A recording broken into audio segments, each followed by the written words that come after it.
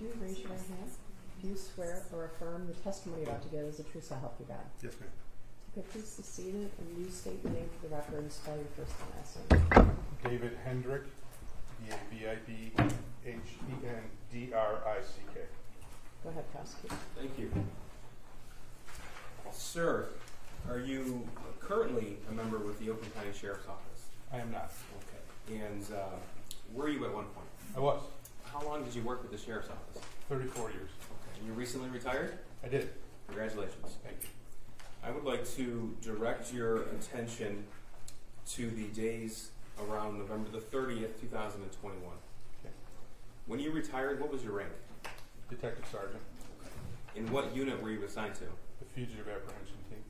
If you could, sir, please tell the jury what is the Fugitive Apprehension Team? It is a team made up of a handful of sheriff's detectives that go out and look for people wanted for felony warrants.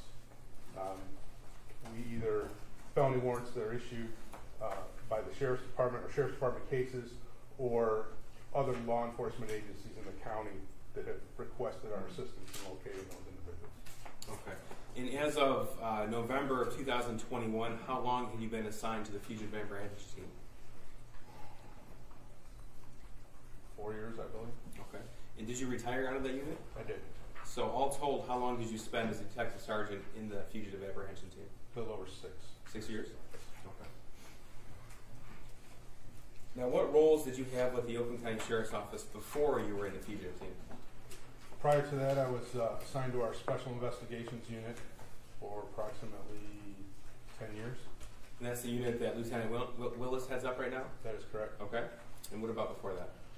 Prior to that, I was assigned to our Auto Theft Unit for a period of time, all those as sergeants.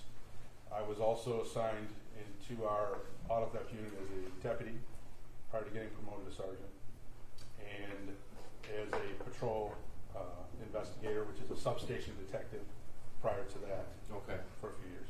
And then prior to that, were you on the road as a patrol deputy? I was. In your 6 years working with the Fugitive Apprehension Team, could you put a number on how many fugitives you've sought? Hundreds. Okay. Several hundred. And that's probably a conservative number? Yes. Now, are you trained to locate someone who does not want to be found? Yes. All right. Now, what are some things that a person might do if they don't want to be located? Leave their residence. They often will stop communicating with family, friends, things of that nature. Okay. What about funds? Yes, a lot of times they will try to rely on cash. Why is that? I think it's harder to track any type of financial transaction if you're using cash. Okay. Now, as a detective sergeant in the Fugitive Apprehension Team, would it be fair to say that one of the first places you look for someone is at a home of a friend or family? Yes. Okay. So then would it be wise to not go somewhere where everybody knows who you are? Sure. Now, specifically to the days after the, well, first of all, do you recall the Oxford High School shooting on November the 30th of 2021? I do. Okay. And were you working at that point? I was not working that day. Okay. So you didn't respond to the shooting scene itself, would that be right? That is correct. But you were with the Fugitive Apprehension Team then?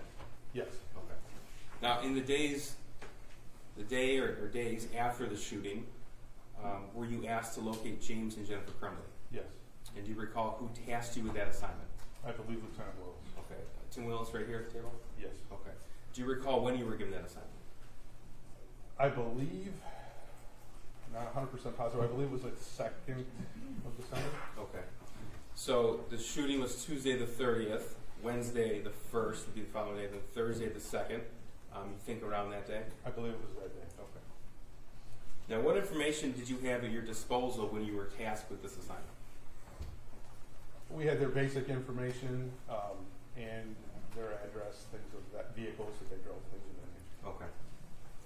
So, were you aware that their personal cell phones have been seized? I I believe we were, yes. Okay. Were you aware that they had obtained track phones? I don't recall if I was aware of that initially. I believe we were, yes. Okay, that's fair. So what's the first thing you do when what is the first thing you did when you were tasked with this assignment? Assigned the different members of my team to go out and check addresses, start looking for vehicles, start checking local hotels, things of that nature. Okay, so when you say check addresses, what sort of addresses? Family addresses, friends, Okay. the home address. Now, did you or a member of your team, were you able to uncover information that they stayed at a hotel November the 30th, 2021?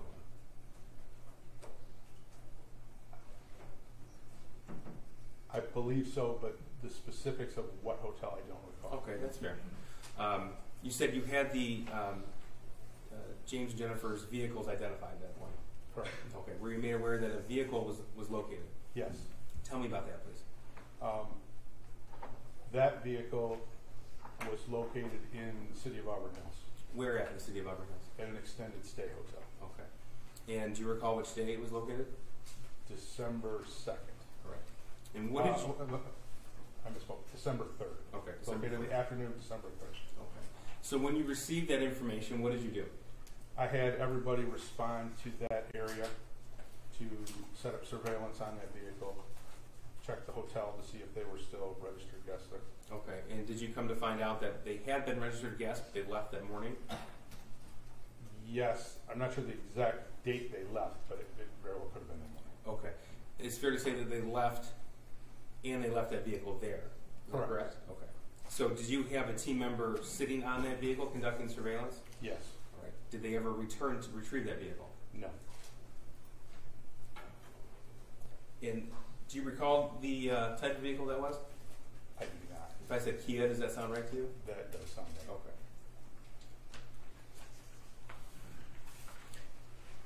At that point in time, well, by that point in time, were you aware that they had obtained the track phones? Yes. Okay. Did you learn at that point in time that they had obtained another set of phones as well? I don't believe I knew that. Okay. So that would be new information to you. Yes. Now, at the time the Kia was found, you said it was the afternoon of December the 3rd. That would have been a Friday. You had detectives conducting surveillance? Correct. Okay. And tell us what happened next, please. Well, we sat and watched the vehicle all afternoon and all evening, Of Friday the 3rd? Friday the 3rd. Okay. And it was later in the evening of Friday the 3rd that I was made aware that their other vehicle had been located. And where was that located? In the city of Detroit. Okay.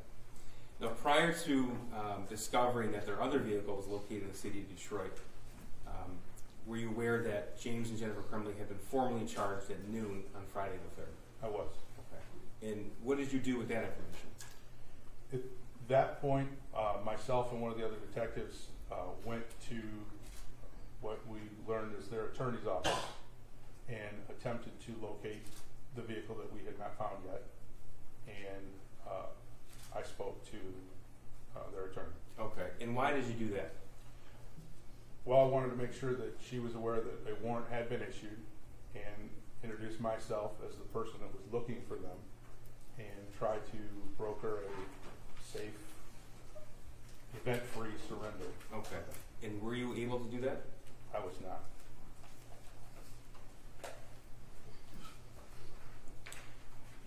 Did the defendant or her husband ever show up at that office? Not the time we were there, no. Okay. And that was Friday, December the 3rd. Do you recall approximately what time you went there? Midday, noonish, around Okay. shortly after noon. And how long was that meeting at Jennifer Crumley's attorney's office? 10 minutes. We weren't there very long. All right. What happened next? We continued to do surveillance in the area in the event that they did show up back at the office. And then once the car was located, we responded to the first car being located. Okay. Extended stay. So I take it that the Fugitive Apprehension team doesn't just sit and wait when somebody doesn't show up at their attorney's office. So were other steps being taken? Yes. Tell me about that, please. I had several other members of the team checking different addresses, checking hotels, all the things that we would normally do, continually looking. Okay. And were you working with other law enforcement agencies at this point in time? There were other law enforcement agencies that were offering their help, and they were actively looking in their areas as well. Okay. And what agencies were those? I believe the U.S. Marshals, the Border Patrol. I have received calls from the ATF. I know I believe the state police were looking, the Detroit police were looking. Everybody in the general area was looking for the vehicle that was still unaccounted for. Okay. And is that something that typically happens in a fugitive situation?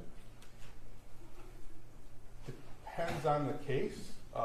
One of this magnitude, yes, that information would have been put out as a be on the lookout for that vehicle. Okay. So as the detective sergeant in the fugitive team, you were the one fielding these offers for assistance? Yes. Okay.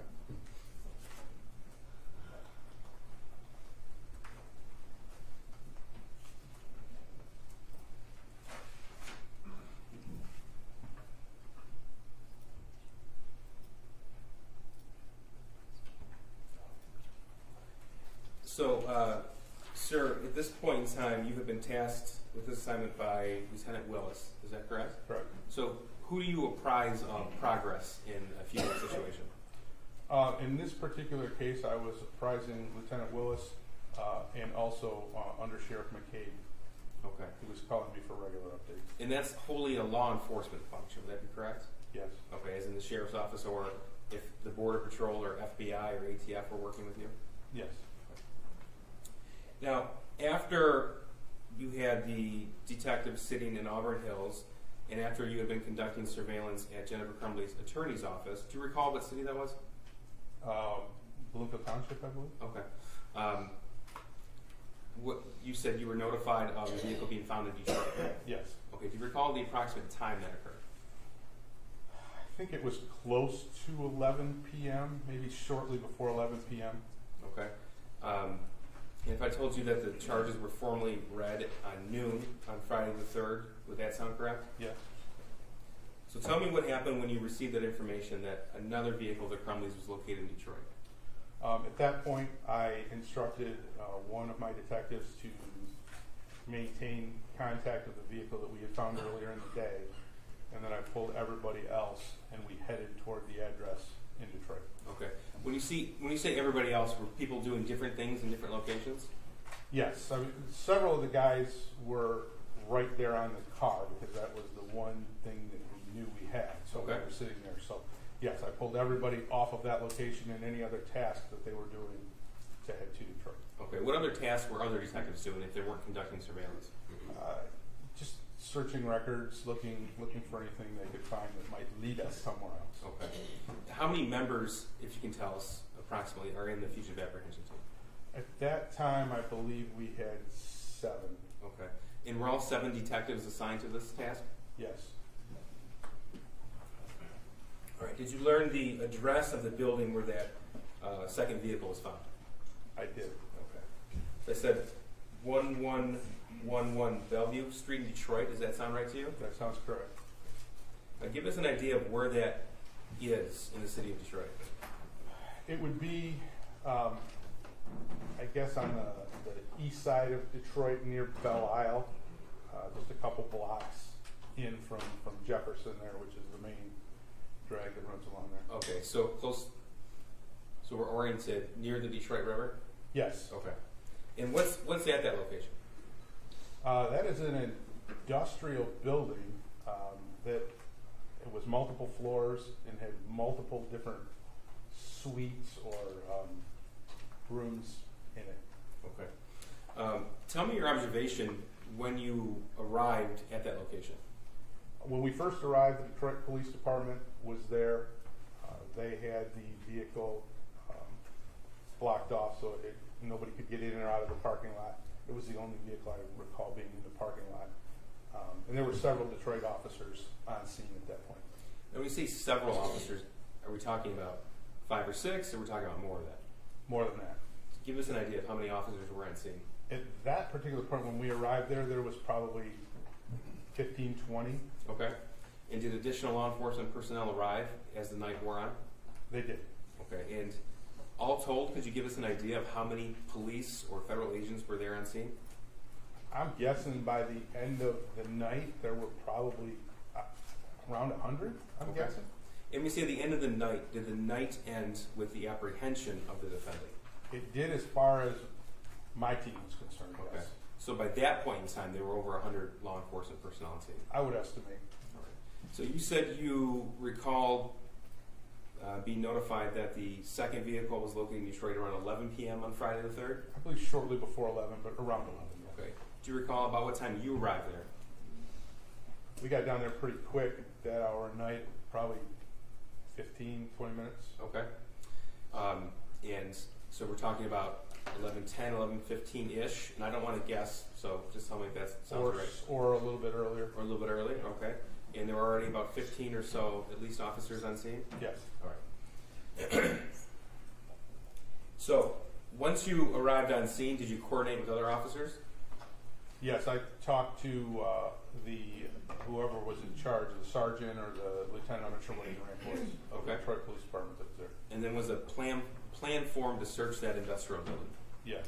Tell me about that. As more officers arrived, we were able to gain access to the building, and we kind of formulated a plan that several of us would search the second and I believe third floor of the building, and the Detroit Police Department was going to search, their SWAT team was going to search the first floor. Okay. And sir, you've been a part of searches for fugitives in buildings in the past, I take it? Yes. Okay, give us an idea of what that looks like. It's a very slow, methodical process. You slowly approach every door. You do your best to make sure that obviously no one gets hurt inside or outside. You make entry in, and then you search every place inside of the room you're in that could possibly hold an individual. Okay. Is this a quiet endeavor, or is noise made? It can be quite noisy. Okay. And it's quite noisy the night of December the 3rd, 2021? Yes, it was very noisy.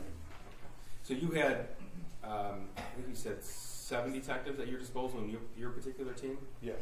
Okay. And there were other teams conducting searches at the same time? Yes. So each team was searching different areas of the building, would that be right? Yes, we searched. Each team kind of was responsible for a certain floor of the building. Okay. And were there police vehicles on the perimeter of this building? Yes.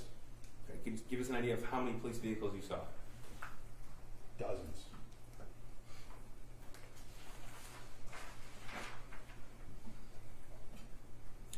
Now, sir, did you subsequently learn that an acquaintance of the defendant, Jennifer Crumbly, had a studio in that industrial building?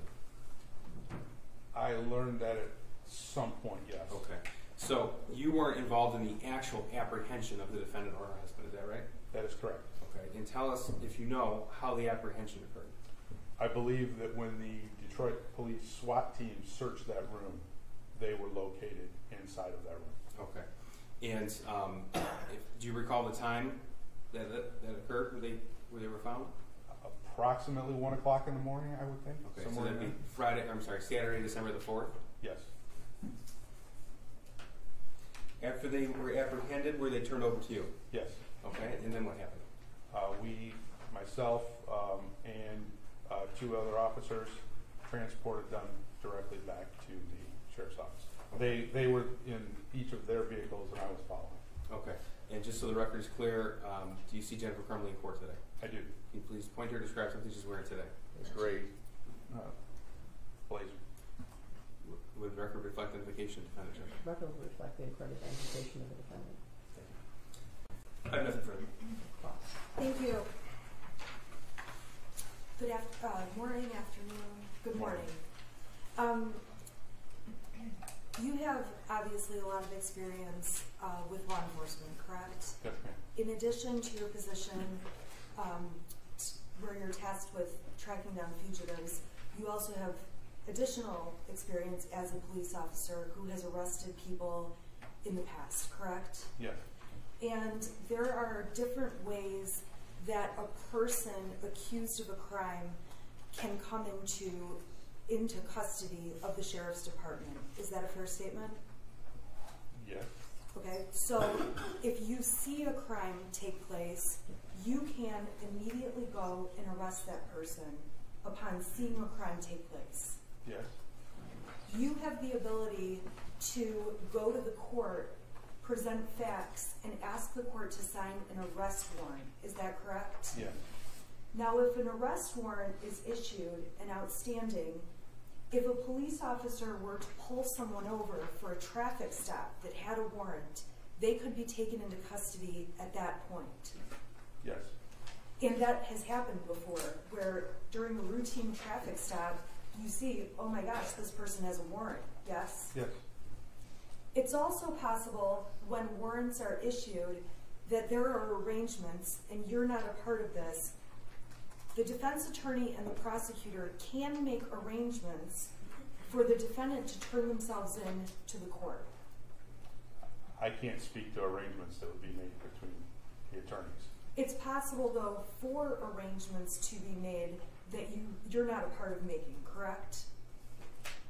Yeah, I would have possibly, yes.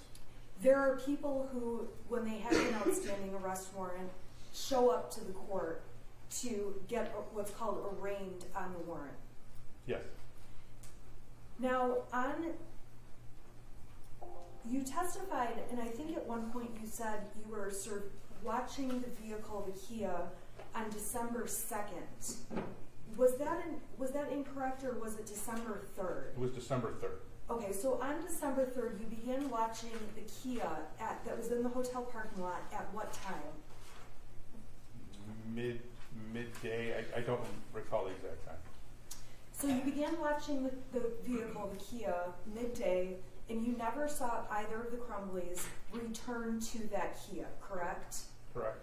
It was midday on the 3rd that the prosecutor's office announced there was a warrant out for Mr. and Mrs. Crumbly.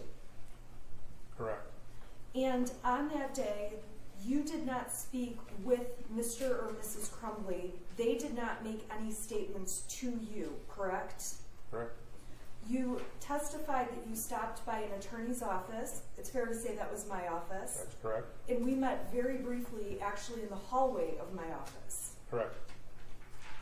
And during that meeting, I told you I am trying to make arrangements for my client with the prosecutor. Judge, I have to object. Counsel can't be a lawyer and a witness. The court has talked about this as early as March of 2022. Correct.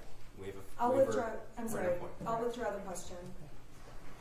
If there were any arrangements being made between a lawyer and the prosecutor, you're not aware of those arrangements, correct? Correct. Do you pay attention if the lawyer files an appearance with the court, letting the court know Mrs. Crumbly has a lawyer? Not typically, no. So you would not be aware if Mrs. Crumbly had officially hired a lawyer, and they filed an appearance saying, I'm representing Mrs. Crumbly? Normally, no.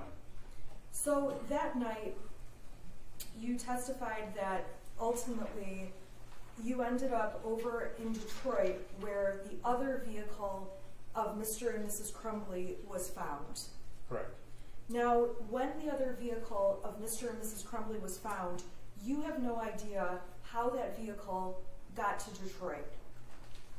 Correct. You have no idea if Mr. and Mrs. Crumbly rode in the car together or if one of them drove that vehicle there.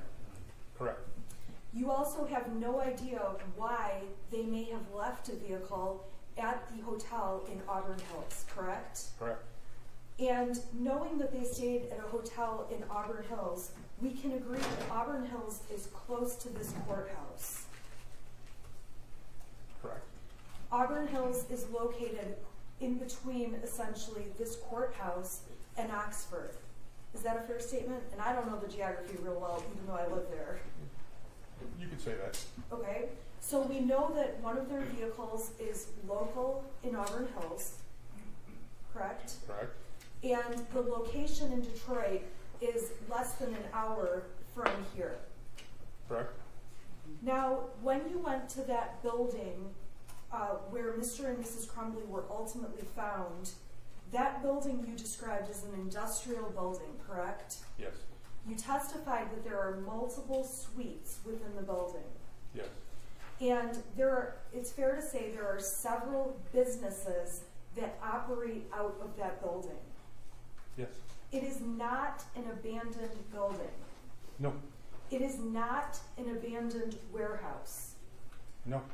So if there were ever comments made that Mrs. Crumbly was found in an abandoned warehouse, that was simply incorrect. It was not an abandoned warehouse. Correct. Your testimony was that at approximately 1 o'clock a.m. on the 4th, so later that night, that was specifically when Mr. and Mrs. Crumbly were located in that building, correct? Correct. And to your knowledge, they were found in an art studio where a business had an operating art studio. I'm not sure what actually was in the studio. I never actually entered the studio. The portion of the building that Mr. and Mrs. Crumbly were in was not some abandoned, barred up area of the building that was vacant. Correct. So there was a business or something going on in that studio. I just want to make it clear that it wasn't something that was abandoned where no one was going or using over time prior to that day. But I don't know what took place in that studio. I never entered that studio, but I do not believe it was an abandoned studio. So they were ultimately apprehended around 1 o'clock in the morning. Correct. And do you have knowledge, and if you're not the right witness, please let me know, of what Mr. and Mrs. Crumbly were doing when they were apprehended at 1 o'clock in the morning? I have no idea. I was not in the room. Okay, thank you. Matt? Sure. Sir, the fugitive apprehension team, your function is to find the fugitive. Would that be right? That's correct. Okay. And this is a law enforcement function.